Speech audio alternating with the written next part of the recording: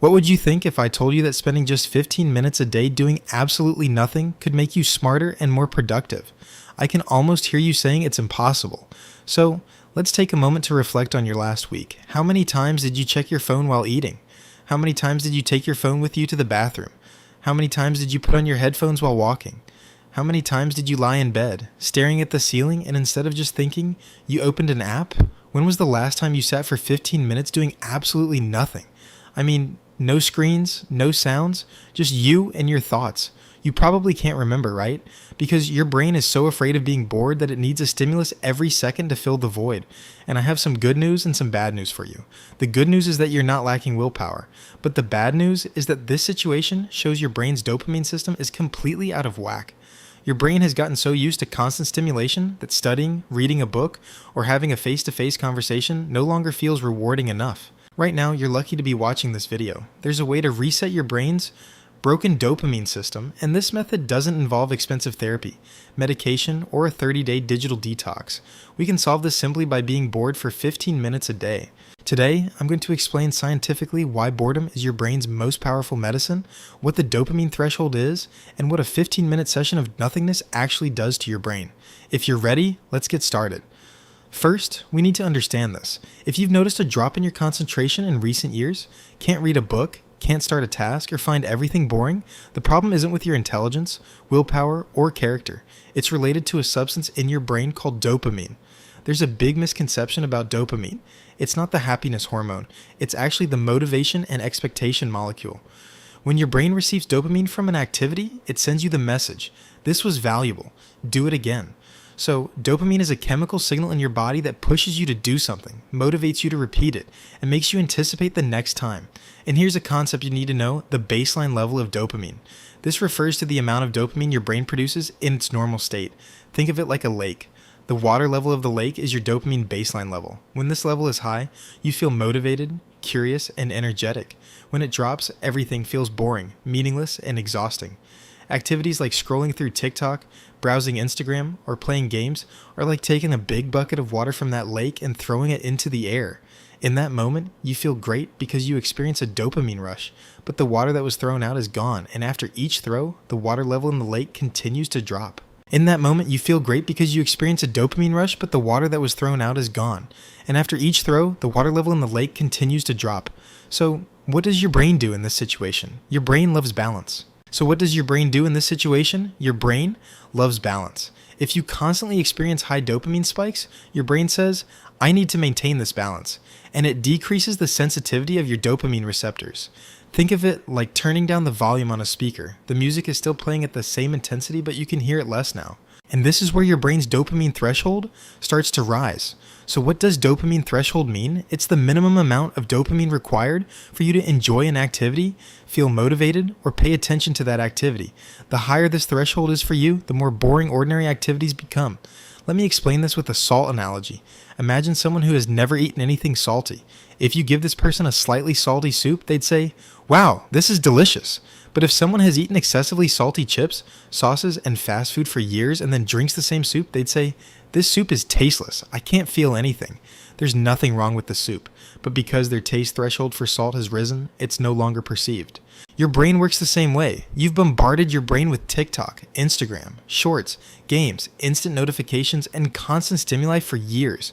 And now, reading a book, studying, or even sitting quietly with someone feels like tasteless soup to your brain because your dopamine threshold has skyrocketed. And worse, you think this is a lack of willpower. You blame yourself for not being able to focus. But the problem isn't with you. The problem is that your brain's calibration is off. So you might be wondering how we're going to recalibrate this. This is where boredom comes into play. Yes, boredom is one of those feelings that humanity hates. But according to neuroscientists, it's exactly what your brain needs the most. So why does it need this? Because when you're bored, your brain isn't receiving any dopamine from external stimuli, and when it doesn't get dopamine, your brain enters a recalibration process. Think of it like restarting a computer. Your computer has slowed down, frozen, and has 47 tabs open in the background, while the processor is overheating. What's the first thing you'll do? You restart it and give it a little slap, and that's it. When you restart it, the computer runs clean, fast, and smoothly. Boredom is actually like the restart button for your brain, but there's a detail we shouldn't overlook here. Your brain needs time to carry out this recalibration. Research shows that this period is about 10 to 15 minutes. In the first 5 minutes, your brain goes crazy for dopamine. It starts screaming for you to grab your phone, open something, or play music. This is the panic phase where your brain is searching for stimulation. But if you can get through those 5 minutes, your brain starts to calm down gradually. By the 10th minute, the search for stimulation begins to decrease. And by the 15th minute, your brain realizes that nothing is coming from the outside. It shifts into a mode where it decides to work with its own resources. And that's where the magic happens. When your brain starts working without external stimuli, the sensitivity of dopamine receptors begins to increase again. It's like the volume on the speakers starts to come back up. The water level in the lake rises, and when this happens, after coming out of boredom, everything feels a bit more vibrant, a bit more interesting, and a bit more rewarding. You've probably experienced this. There's been a power outage at your home. For the first half hour, you feel like you're going crazy. But then you look out the window, think for a bit, maybe pick up a book, and strangely enough, you feel better when the power comes back. That better feeling is a result of your brain being deprived of stimulation for a short while and lowering its dopamine threshold. So why do we do this for 15 minutes? Why not 5 minutes or 1 hour? 5 minutes isn't enough because your brain hasn't yet exited panic mode. 1 hour isn't sustainable for most people and can be discouraging at the start. 15 minutes is the ideal threshold where your brain can get past panic mode and enter recalibration mode, and it's something you can maintain as a daily habit. Now, I need to tell you what you should and shouldn't do during these 15 minutes, because these are the most important things to pay attention to. Rule 1, no screens. During these 15 minutes, looking at your phone, computer, tablet, or any screen is forbidden. Even checking the time is off limits, because the moment your brain sees a screen, it enters a state of expecting stimulation, and the recalibration time resets. Put your phone in another room. As long as your phone is in your line of sight, even if the screen is off, your brain knows it's there, and part of your attention is constantly drifting towards it. This is known in science as the residual effect of the brain. As long as the phone is there, your brain can't truly be idle. Rule 2. No sounds, no music, podcasts, radio, or headphones. There will be no external sound sources. So why are we doing this? Because even music is a powerful stimulus that directly interacts with your brain's dopamine system. When you listen to a song you love, your brain detects dopamine. And during these 15 minutes, you want your brain to not release any dopamine. Your goal isn't to add water to the lake, it's to allow the lake to fill itself. Only natural ambient sounds are allowed. Sounds like birds chirping, wind blowing, or rain falling. These fall into the category of sounds that your brain doesn't process as stimuli. In fact, they even have a calming effect. Rule 3. No tasks. In these 15 minutes, you shouldn't do any tasks. No studying, no cleaning, no meal prep. You need to do absolutely nothing. This is the hardest rule because your brain hates emptiness. When it sees emptiness, it immediately wants to fill it with something. But this is exactly where you need to resist, because once your brain starts a task, that task becomes a stimulus, and the recalibration stops. So what can you do in this situation? You can sit or lie down, look out the window, stare at the ceiling, and allow your thoughts to come and go. And when you allow this, something very interesting will happen. I can feel you wondering what that is. In this case, your brain's default mode network will kick in. There's a system in your brain called the default mode network. In this case, your brain's default mode network will kick in. There's a system in your brain called the default mode network. This system activates when you're doing nothing. Let me explain what this system does. It generates creative thoughts, finds solutions to problems from different angles, synthesizes your past experiences, makes future plans, and processes emotions. In short, your brain's deepest and most valuable work happens in this mode. Have you ever had a sudden idea while showering or walking? That moment was when the default mode network was at work, and this network only activates when your brain is free from external stimuli. But when you fill every empty moment with your phone, music, or notifications, you never activate this mode network. You keep silencing the most creative and deep thinking part of your brain, and then you wonder why you're not creative or why nothing comes to mind. A 15-minute boredom session reactivates this network. People who do this regularly report a noticeable increase in their creativity, problem-solving skills, and even emotional health. Now, if you're convinced but wondering where to start, let me give you a daily plan. You can start with just 5 minutes in the first week.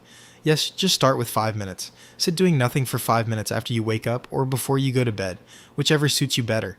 In the first few days, your brain will go crazy. It will tell you this is nonsense, a waste of time. That's perfectly normal, and you need to resist it. In the second week, increase this time to 10 minutes. At this point, your brain will resist less than in the first week. Silence will start to feel a bit more familiar. In the third week, you can increase it to 15 minutes, and here, you'll notice something interesting.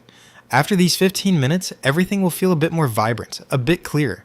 Your coffee will taste better, you'll feel music more deeply, and reading won't seem as boring as before, because your dopamine threshold will drop and your brain will be able to enjoy small things again. Now let me share a bonus tactic that I also use. Do this 15 minutes right before studying or starting a difficult task.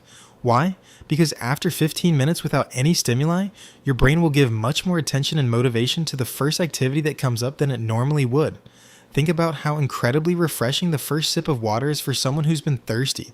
After a dopamine fast, your brain will latch onto the first activity with all its focus.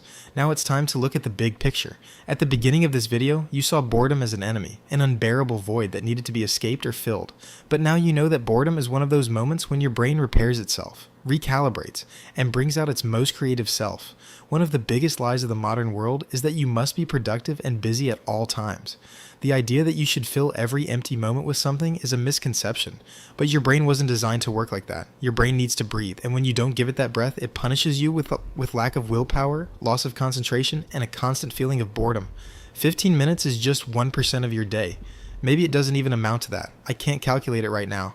With such a small investment, you can lower your brain's dopamine threshold, increase your focus capacity, and start enjoying the ordinary things in your life again. To summarize, first, as your dopamine threshold rises, normal life starts to feel boring. This isn't your fault. It's a result of your brain being overstimulated. I want you to remember this. Second, boredom triggers your brain's recalibration process. 15 minutes is quite enough time to refresh. Third, there should be no screens, sounds, or tasks. It should just be you and your thoughts. Fourth and finally, start with 5 minutes and work your way up to 15 minutes in 3 weeks. Make sure to practice this before a difficult task. Now I want to ask you something. After you close this video, flip your phone over and do nothing for 5 minutes. I just want you to practice this for 5 minutes. Allow your thoughts to come and go. Your brain will go crazy, screaming for you to grab your phone, but you will hold on. And at the end of those 5 minutes, notice how you feel. If you notice a change, I want you to write it in the comments below and share how your first experience felt. You can write, "In those 5 minutes, I felt this." Sometimes the strongest step we take is to do nothing. If you want to see more videos like this, don't forget to subscribe and like the video. Thank you for watching, and I'll see you in the next video. Goodbye.